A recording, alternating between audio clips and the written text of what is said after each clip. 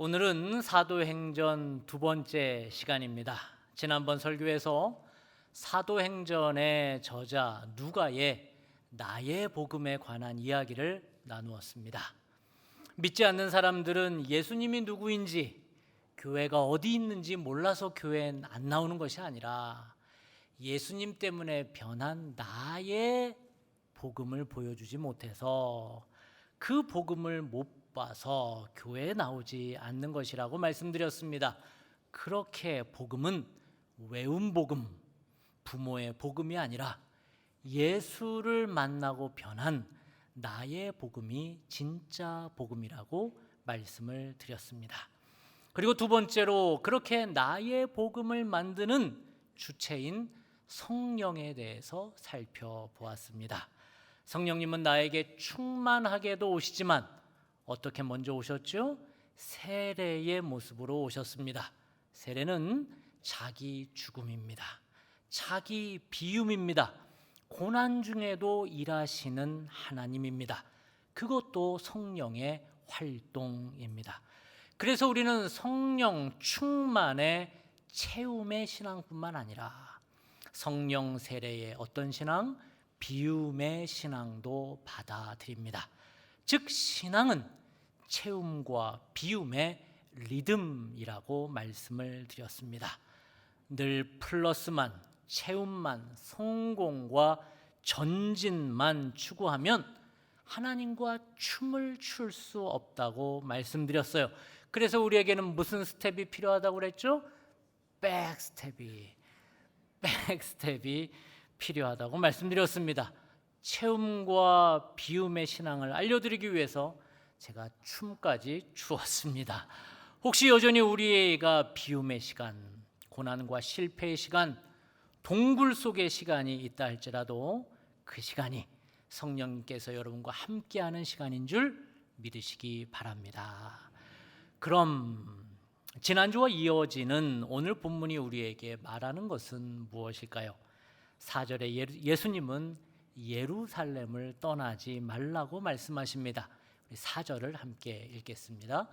사도와 함께 모이사 그들에게 분부하여 이르시되 예루살렘을 떠나지 말고 내게서 들은 바 아버지께서 약속하신 것을 기다리라. 아멘. 왜 예수님은 예루살렘을 떠나지 말라고 했을까요? 왜 예수님은 예루살렘에 조금 더 머물러 있으라고 부탁하셨을까요? 사도행전의 저자 누가는 그 예수님의 마음을 잘 알아서인지 누가복음의 시작을 마태, 마가, 요한복음과는 다르게 예루살렘으로 시작해서 예루살렘으로 마칩니다. 누가복음은 세례 요한의 아버지 사가랴가 예루살렘 성전에서 제사장 직무를 수행하는 것으로 누가복음을 엽니다. 누가복음 1장을 함께 읽겠습니다. 마침 사가랴가 그 반열의 차례대로 하나님 앞에서 제사장의 직무를 행할세. 그리고 누가복음 마지막은 제자들이 예루살렘 성전에서 예배를 드리는 모습으로 책을 닫고 있습니다. 마지막 장 마지막 절을 함께 읽겠습니다. 제자들이 그에게 경배하고 큰 기쁨으로 예루살렘에 돌아가 늘 성전에서 하나님을 찬송하니라. 아멘. 이렇듯 누가는 다른 복음서와 다르게 예루살렘으로 시작해서 예루살렘으로 마치고 있습니다. 그리고 누가가 쓴 두 번째 책인 사도행전에서도 역시 예루살렘을 떠나지 말라고 부탁하고 있습니다. 왜? 예수님은 예루살렘을 떠나지 말라고 말씀하신 것일까요? 그것은 4절, 5절에 나오는 대로 하나님이 약속하신 것이 곧 예루살렘에 임하기 때문입니다. 그것이 무엇일까요? 그것은 바로 성령입니다. 즉 예수님은 제자들에게 당부합니다. 곧 하나님이 약속하신 것, 성령이 예루살렘에 임할 것이니 너희들은 떠나지 말라는 것입니다. 그런데 제자들에게 예루살렘은 어떤 곳일까요? 예루살렘은 도망치고 싶은 곳입니다. 왜냐하면 제자들은 유대 종교 지도자들과 로마 군인들에게 언제 체포될지 모른다는 두려움이 있었기 때문입니다. 요한복음 20장을 한번 읽어보겠습니다. 제자들이 유대인들에게 두려워하여 모인 곳에 문들을 닫았더니. 아멘. 예수님 때문에 제자들도 잡힐까 봐 문을 걸어 잠그고 두려워했습니다. 또한 제자들은 예수님의 시체를 훔쳤다는 누명을 쓰고 있었습니다. 시체를 지키고 있었던 경비병들이 매수되었기 때문입니다. 마태복음 28장도 함께 읽겠습니다. 너희는 말하기를 그의 제자들이 밤에 와서 우리가 잘 때에 그를 도둑질하여 갔다 하라. 아멘. 이렇게 제자들은 오해와 위험 앞에 노출되어 있습니다. 다시 말해 예수님은 부활해서 이들 가운데 있었지만 제자들은 여전히 예루살렘의 분위기가 심상치 않음을 알고 있었습니다. 그런데 더 근본적으로 제자들이 예루살렘을 떠나고 싶은 이유가 있었습니다. 그것은 예루살렘은 제자들의 실패와 비겁함을 그대로 직면해야 하는 곳이기 때문입니다. 베드로는 예루살렘에서 예수님을 3번이나 배신했습니다. 요한을 제외한 11명의 제자들은 예수님이 잡혀가자 모두 두려워서 도망쳐버렸습니다. 부활 후에 예수님을 만나서 용서도 받았지만 여전히 예루살렘은 자기의 실패와 비겁함만 남아있는 장소였습니다. 그래서 제자들은 예루살렘을 떠나고 싶어 했고 심지어 몇몇은 실제로 예루살렘을 떠납니다. 그런 모습이 누가가 쓴 첫 번째 책인 누가복음에 나오는 엠마오로 가는 제자들의 모습입니다. 엠마오는 유대인에게는 저항의 도시입니다. 마치 우리나라의 부산, 마산, 광주, 제주 이런 도시와 같습니다. 기원전 167년 유대인들은 성전에 돼지 피를 뿌리고 하나님을 조롱한 안디오커스 4세를 향해 저항의 깃발을 듭니다. 그 저항을 마카비 혁명이라고 부릅니다. 그때 예루살렘에 올라가기 직전, 지도를 보시면 예루살렘 직전에 11km 되는 지점에 민병대들이 저항하기 위해서 최종 집결하던 곳이 있었으니 그 도시가 뭘까요? 엠마오입니다. 그러니 유대인에게 엠마오 출신이라는 것은 저항의식이 살아있는 지역의 출신이라는 말입니다. 그런데 사도행전의 저자 누가는 그의 첫 번째 책에서 굳이 다른 복음서에는 없는 엠마오 출신 제자들의 낙향 이야기를 꺼내듭니다. 왜 그럴까요? 아마도 엠마오를 특별히 언급함으로써 이 두 제자는 예수께서 마카베오 혁명처럼 이스라엘을 해방시켜줄 군사적 메시아라고 기대했음을 암시하고 있는 것입니다. 엠마오로 내려가는 두 제자는 예수님을 민족 해방자라고 믿고 따른 제자들로 보입니다. 그런 관점에서 보면 예루살렘은 자신들의 민족 해방 열망이 좌초된 곳이기 때문에 두 제자는 실망과 패배의 장소인 예루살렘을 떠나 엠마오로 돌아가고 있음을 말하고 있는 것입니다. 이렇듯 제자들에게 예루살렘은 실패와 수치스러움과 두려움과 낙심의 장소입니다. 직면하기 싫습니다. 누가 이런 곳에 더 있으려 하겠습니까? 그런데 예수님은 그런 곳에서 도망치지 말라는 겁니다. 더 기다리라는 겁니다. 왜 그럴까요? 그것은 그렇게 인간의 기대와 희망이 무너진 자리에 무엇이? 성령께서 임하시기 때문입니다. 인간의 기대와 희망이 완전히 무너진 자리에 누가? 성령께서 임하시기 때문입니다. 그럼에도 우리 인간은 얼마나 내 약함을 직면하지 않고 회피하려는지 모릅니다. 얼마나 우리는 내 실패와 마주하기를 힘들어하는지 모릅니다. 대부분의 남자들은 아내들의 잔소리를 힘들어합니다. 당신은 말이야 너무 이기적이야. 왜 나만 이렇게 수고하고 나만 희생해야 해? 그러면 남편은 아내의 말을 경청하기보다 핸드폰을 만지작 하거나 딴짓을 합니다. 제 얘기는 아닙니다. 그러다가 더 심각해지면 남편들은 이렇게 반응합니다. 미안해. 정말 미안할까요? 회피입니다. 그 무거운 분위기, 긴장된 상황, 아내가 화가 난 아내를 감당하기 힘들어 회피하는 것입니다. 그러니 영혼 없는 게으른 단어인 미안해라는 말로 그 상황에서 도망치려는 것입니다. 부부간의 대화만 그런 것은 아니지요. 누가 우리의 마음을 그렇게 불편하게 하고 그 분위기를 아주 난감하게 만들면 우리는 그 상황을 직면하기 힘들어합니다. 내가 잘못했어 라는 진심에서 나온 말이 아닌 말로 퉁 치곤 혹은 나중에 이야기하자라는 말로 그 장면과 분위기를 회피하려 합니다. 이것은 전형적인, 자주 말씀드리는 거짓 자아의 반응입니다. 참자하는 영혼의 거울 앞에서 내 얼굴과 내 영혼의 상태를 직면합니다.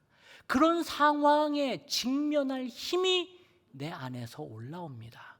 그런데 거짓 자아는 거울 속에 비친 그 부끄러운 내 모습을 보려 하지 않습니다. 그래서 그렇게 내 모습을 그대로 보여주는 거울은 회피를 하거나 아니면 더 나아가 깨트려 버리고 내게 좋은 말만 해주는 거울을 찾습니다. 그리고 내가 외롭고 우울할 때 나에게 착하게 다가오는, 나에게 따뜻하게 다가오는 그 거울에게 묻습니다. 거울아 거울아, 누가 제일 예쁘니? 그것이 돈일 수도 있고, 그것이 여러분들이 수고해서 얻은 직함일 수도 있고, 여러분이 타는 차일 수 있고, 내가 조종할 수 있는 자녀일 수 있습니다. 그래서 우리는 기분이 우울할 때 내 거울 하나를 들고 거울아 거울아 누가 제일 예쁘니? 라고 위로를 받으려 하는 것입니다. 그러나 이런 거짓 자아의 모습을 오해하면 안 됩니다. 내 안에 있는 거짓 자아는 잘라버리거나 도륙하고 말살해야 할 내 안에 더러운 오물이 절대 아닙니다. 거짓 자기는 나를 이 자리까지 오게 한 익숙해진 나의 삶의 방식입니다. 어릴 때부터 우리는 사랑받기 위해, 안전해지기 위해, 그리고 인정받기 위해 저마다의 삶의 방식, 몸부림치며 생존 방식을 갖게 되었습니다. 그 방식이 굳어져서 지금도 반복되고 있는 것이 거짓 자기입니다. 예를 들면 어릴 때 잘해야 칭찬받았던 사람은 실수하지 않으려 애쓰며 완벽한 사람이 됩니다. 착해야 사랑받았던 사람은 부모의 심부름도 다른 사람의 무리한 부탁도 거절할 줄을 모르고 늘 다른 사람의 기대에 맞춰가며 착한 나로 살아갑니다. 약한 모습을 보이면 무시당했던 사람은 강한 척 뜬금없이 욱하고 뜬금없이 화를 내며 자신을 지킵니다. 즉 거짓 자아는 죄가 아닙니다. 어릴 때부터 나를 지키며 애쓴 나의 삶의 방식입니다. 문제는 그 방식이 하나님보다 더 믿을 만한 것이 되어버린 것에 있다는 것입니다. 그럼 이와 반대로 참 자아는 무엇일까요? 어떤 분은 참 자아라고 하니 가면을 벗은 솔직한 나, 꾹꾹 눌러놓고 하지 못한 이야기를 겨우 꺼낸 나라고 오해하시는 분들이 있습니다. 그러나 참자는 솔직한 나가 아닙니다. 참자는 하나님께 사랑받은 나입니다. 하나님의 사랑으로 가득한 나가 참자입니다. 그래서 참자는 우리가 잘하면 생기고 못하면 사라지는 것이 아닙니다. 우리가 예수님을 구주로 고백하면 우리 안에 들어와 앉아 나를 구성하는 것이 참자입니다. 그래서 우리는 실수하지 않으려고 애쓰지 않아도 강한 척 화를 내지 않아도 되는 나입니다. 다른 사람이 나를 어떻게 평가할까? 나는 다른 사람에게 괜찮은 사람으로 보일까? 내 가정이 이 정도면 행복해 보이나? 이 정도 직장이면 무시받지 않을까? 그렇게 나만의 거울 앞에서 거울아 거울아 이 정도면 괜찮니? 라고 물어보지 않는 나가 참자라는 것입니다. 왜냐하면 하나님 안에 우리의 존재는 깊은 안정감이 있기 때문입니다. 이런 맥락에서 오늘 본문을 보면 예수님은 제자들에게 이렇게 말씀하십니다. 그래, 너희들이 예루살렘까지 나를 따라오느냐 애썼다. 그게 너희들의 생존 방식이었든 너희들의 욕망이었든 너희들이 그렇게 안 하면 살 수 없었던 거짓 자아의 방식이었든 괜찮다, 애썼다. 그래도 조금만 더 참아보자, 조금만 더 직면하자, 조금만 더 다루어 보자. 그러니 예루살렘이 무서워도 이 도시에 머무는 것이 창피해도 조금만 참자. 그러면 참나로 살 수 있는 힘, 성령이 올 것이다 라고 말씀하는 것입니다. 그럼에도 불구하고 우리는 6절에 그들은 6절에 이렇게 거짓 자기로 반응합니다. 훈련된 나, 만들어진 나는 어렸을 때부터 그렇게 살아왔던 제자들은 6절처럼 자동으로 반응이 올라옵니다. 6절을 함께 읽겠습니다. 시작. 그들이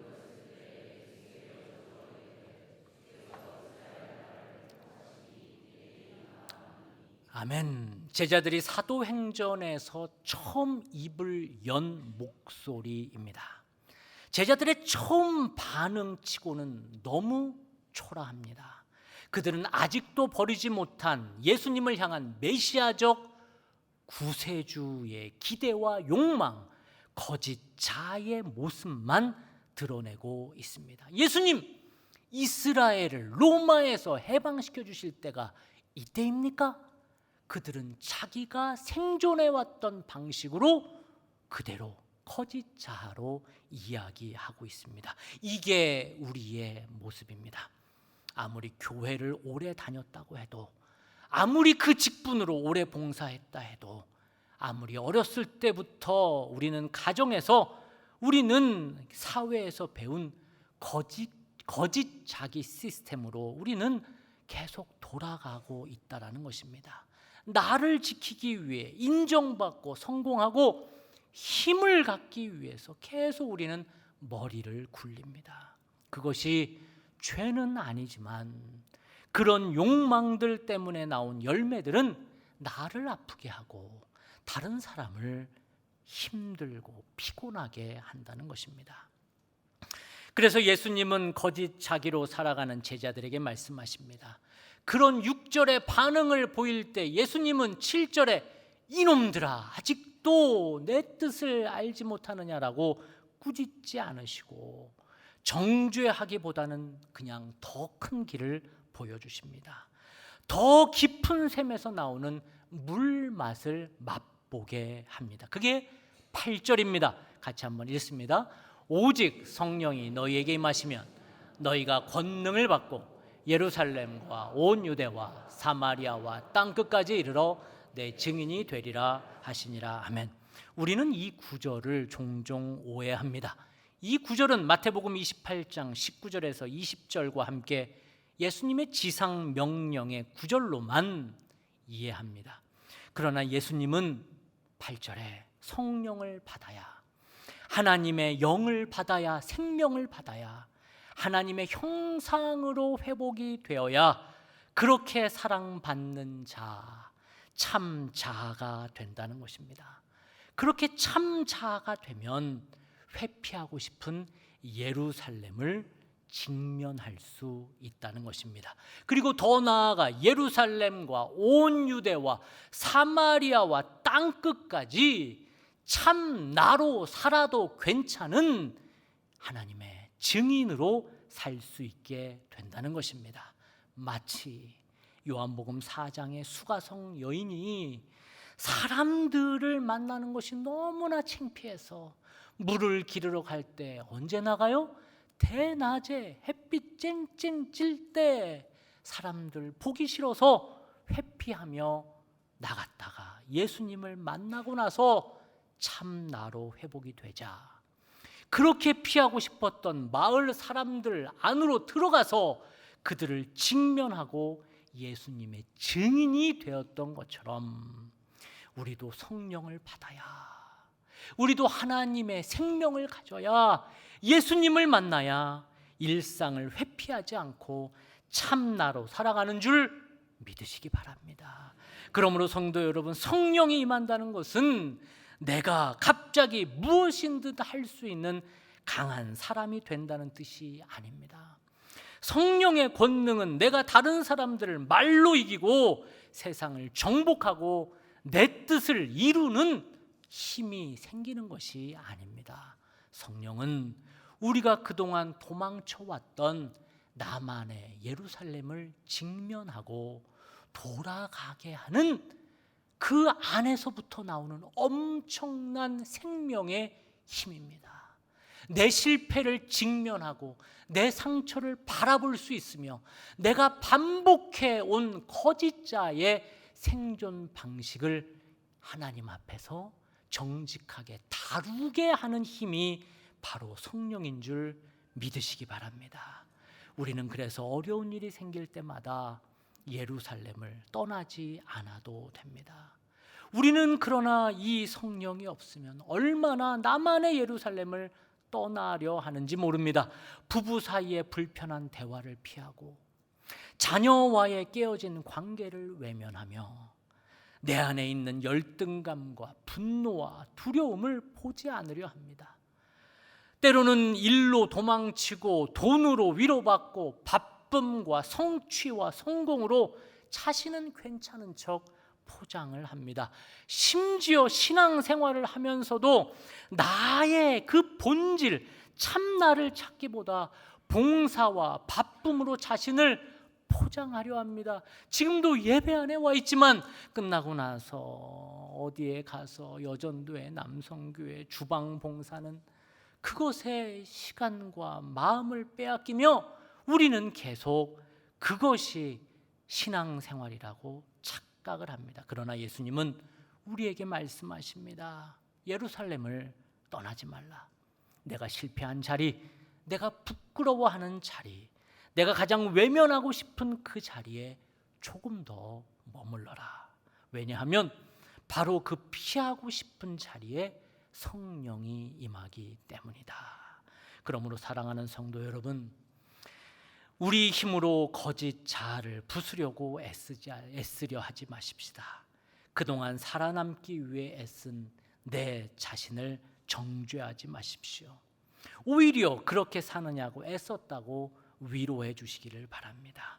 그리고 그 오래된 거짓 자아의 삶의 방식을 이제는 성령께 내어 드립시다. 성령님, 제가 더 이상 두려움과 인정욕구와 힘의 욕망으로 살아가지 않고 하나님의 사랑받는 자녀로 살아가게 하옵소서. 그때 성령이 우리에게 임하실 줄 믿습니다. 하나님 앞에 정직하게 나아가며 나만의 예루살렘을 회피하지 않을 때 우리 성령님 여러분의 삶 가운데, 여러분의 가정 가운데 함께 하시기를 주님의 이름으로 축복합니다. 기도하겠습니다. 사랑의 하나님, 우리 각자가 나만의 예루살렘, 실패와 수치의 자리에서 도망치지 않고 그곳에 머물러 성령을 기다리게 하옵소서. 살아남기 위해 익혀온 거짓 자아의 방식을 정죄하지 않되 그것보다 더 크고 깊은 주님의 사랑을 신뢰하게 하옵소서. 성령께서 우리에게 임하셔서 두려움과 인정 욕구를 내려놓고 하나님의 사랑받는 자녀인 참자로 살게 하옵소서. 예수님의 이름으로 기도합니다. 아멘.